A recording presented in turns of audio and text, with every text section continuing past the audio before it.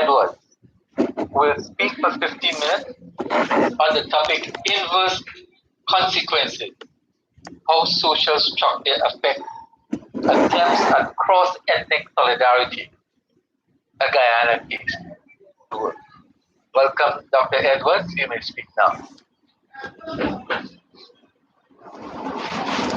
Thank you, Mr. Chairman. Good morning, all.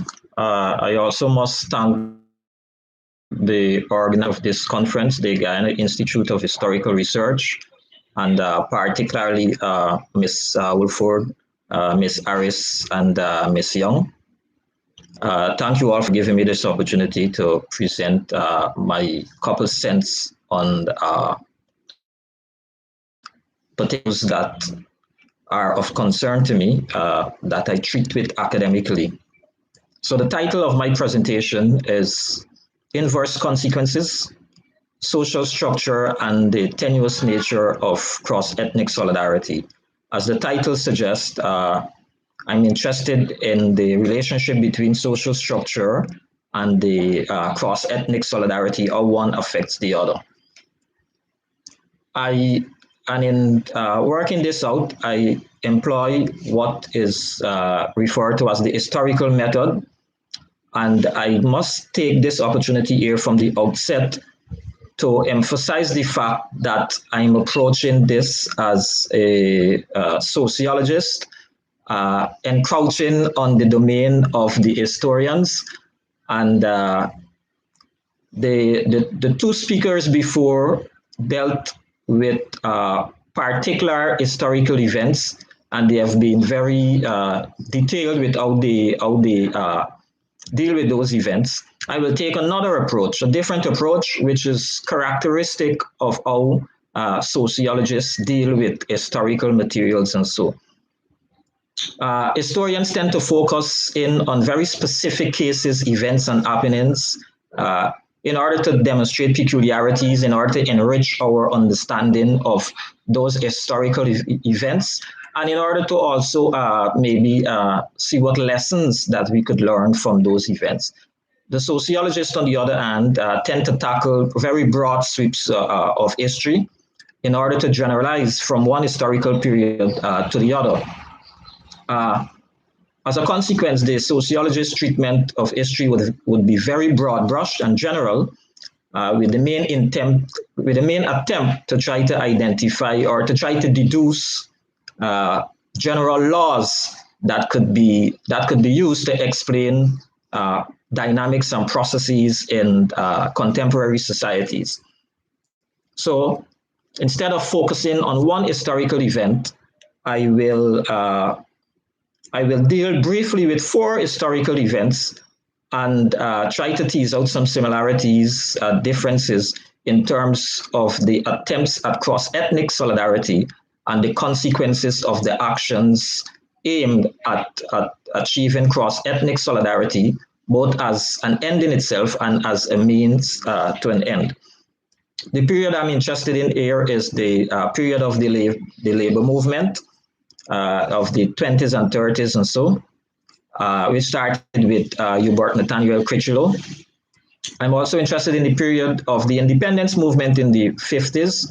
We all know the struggle for independence has a very long history that extends beyond the 1950s, but it's in the 50s this movement got its more formal expression. And I'm also interested in the anti-dictatorship struggle in the late 80s and 90s. And lastly, in the anti-corruption movement in the 2015. I know 2015 is just recently recent, and the period has not been subjected to any rigorous academic treatment. And so my characterization or my label here is just tentative. I'm mindful of the fact that it might not represent the essence of the period. So yes, I'm interested in these 4 periods. What about these 4 periods I'm interested in? My main interest in these periods are, 1, primarily the efforts to achieve cross-ethnic solidarity across these periods, the consequences of those efforts, whether those efforts were successful or they failed, And the main explanation for the either success or failure of these efforts that were preferred by persons writing on these particular history from various disciplinary standpoints. And lastly, I will put forward my own perspective on the consequences, whether the failure or efforts of the failure or success of these efforts at cross-ethnic solidarity. So I will start first of all with the labor movement, and as I said, I'm not interested in the historical minutiae of these events, but in very broad, like abstract deductions. First of all, the labor movement, as we know, was formally started by Hubert Nathaniel Critchlow, who established the British Guyana Labor Union in 1919. And the intent, the explicit intent by Critchlow was to forge a movement based on class solidarity, and a class solidarity which transcended or went beyond racial, geographic, and sectoral lines. So his intent was to forge a movement that transcended race, transcended ethnicity, transcended geography, transcended sectoral differences, but based primarily on the shared class situation of the Guyanese working class. So that was the intent of Hubert Nathaniel Critchlow, and he succeeded for some time in forging such a movement. But after a little while, the movement eventually splintered along the lines of the dominant fissures within the society. That is, the movement eventually splintered along ethnic lines. And there are a lot of reasons for this splintering along ethnic lines. And some of the reasons given, and I'm joined particularly from a scholar writing his thesis in 1977, and he put forth three reasons. One was that Critchlow at that time, although he intended to build a cross-ethnic movement, he surrounded, or a class-based movement, he surrounded himself with too many middle-class leaders in the hope of managing what would have been a working class movement. And of course, the class dynamics end up, and contradictions end up playing out themselves. Another explanation was that he surrounded himself with too much Afro-Guyanese leaders to manage what was his intent of forging a multiracial movement. And I think the persons that later established the MPCA, the Manpower Citizens Association, which later was more morphed into GAU, highlighted or complained about the dominance of Afro-Guyanese leaders in the movement. And not only the dominance of Afro-Guyanese leaders, but also the dominance of leaders that were concerned primarily with urban rather than rural labor issues. And this brings me to the third explanation for or the third preferred explanation for the splintering of that movement. The third was that Critchlow surrounded himself with too many urban leaders in the hope of managing what he expected to be a national movement. So these are the three main explanations given, and many of which were valid explanations. But I would now want to move on to the second historical period, which is the independence movement.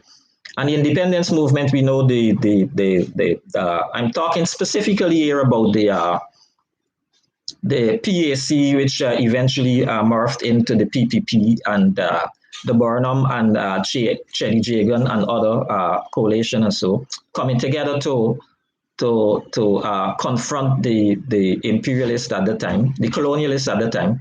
The intent of the movement was to forge a nationalist solidarity across racial ethnic lines to confront the colonial government and the planter class. The movement succeeded, of course, similarly to the independence movement, the labor movement before, but it eventually became splintered along first ideological, then ethnic, racial lines. But I should make some comparison with this movement and the movement before. The independence movement corrected many of the so-called shortcomings of the movement before, because in the independence movement, their intentional efforts were expended or directed towards achieving ethnic solidarity in the ethnic diversity, in the leadership of that movement. There was also class diversity in the leadership of the movement and geographic diversity in the leadership of the movement. So the independence movement corrected many of the suggested shortcomings of the movement before. But in spite of those, the independence movement suffered the same fate as the movement before with regards to the eventual splintering of the movement along ethnic lines. And the reason for this splintering, the two main reasons proposed, was that one, I think the most popular one is Barnum's opportunism. Barnum was accused as being very opportunistic. And the other explanation that was given as imperialist intervention, that the colonial power preferred Barnum, which as opposed to Cheddi Jagan, or the Barnum faction as opposed to the Cheddi Jagan faction, because of their fear of communism. When we fast forward a little to the movement in the late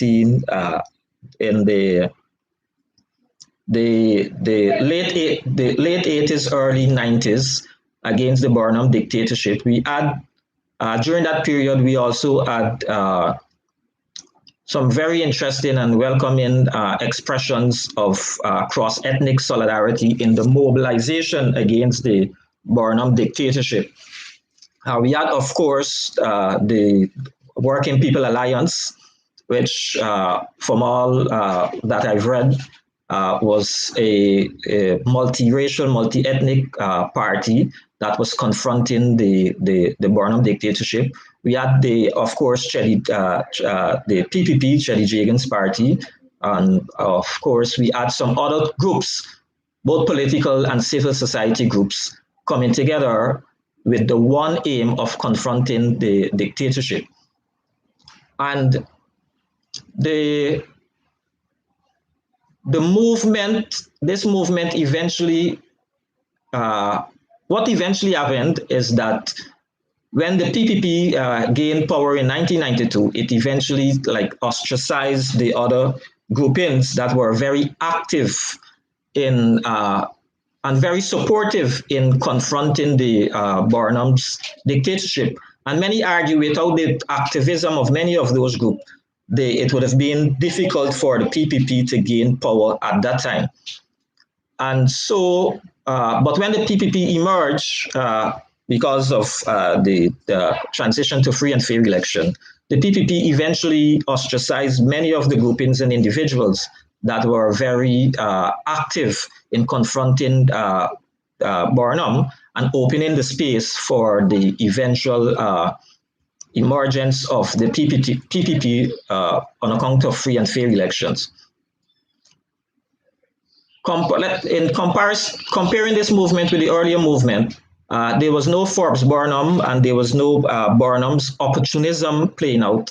In fact, the person that was leading this transition to the new PPP was a person that was temperamentally posed as opposite to Barnum, and that is Cheddi Jagan. But Cheddi Jagan, from the discussions that I've had with persons and so forth, end up behaving similar to Burnham in that he found it necessary to ostracize key political players and monopolize power. Now, when we forward to the what I'm referring to as the anti-corruption movement in 2015, we see some similar dynamics playing out. The intent of this movement was political solidarity across ethnic lines, solidarity based on liberal democratic principles of not just formal democracy, but substantive democracy and good governance. So it was, I'm very familiar with these events because I lived through, and it is the first time in my conscious life that I've seen so many people of all ethnic groups rallying for a coalition government, supporting a coalition government with the intent of ousting government that they claim that betrayed their trust. So the coalition government, which was a coalition of the AFC, the WPA, and the PNC, emerged victorious on account of support from, of course, broadly Afro-Guyanese, but a sizable and critical section of the Indo-Guyanese population. Fast forward to 2020. Dr. Edwards, yes. You can pull up the time is up. All right, so yeah. just let me deduce these important facts that I want to mention from these movements. When we look across these movements, the ideal of cross-ethnic solidarity has been historically alive, both among the masses and among the leaders of these movements. These ideals all aim at the emergence of collective action based on criteria other than ethnicity. In the case of Critchlow, it was class solidarity. In the case of the early PPP, it was solidarity based on shared nationality. And in the case of in the other cases, it was solidarity based on liberal political ideals. Collective action based on these aforementioned bases, however, proved to be unstable and tenuous to the extent that the consequences of these actions were the very opposite of the stated intentions of the movement. And we see how the movement in Critchlow time splintered along ethnic lines, although Critchlow was very careful to build a movement that transcended ethnicity and so forth. And similar dynamics play out in the other periods. And what was very interesting is that each subsequent movement corrected the suggested mistakes of the movement before.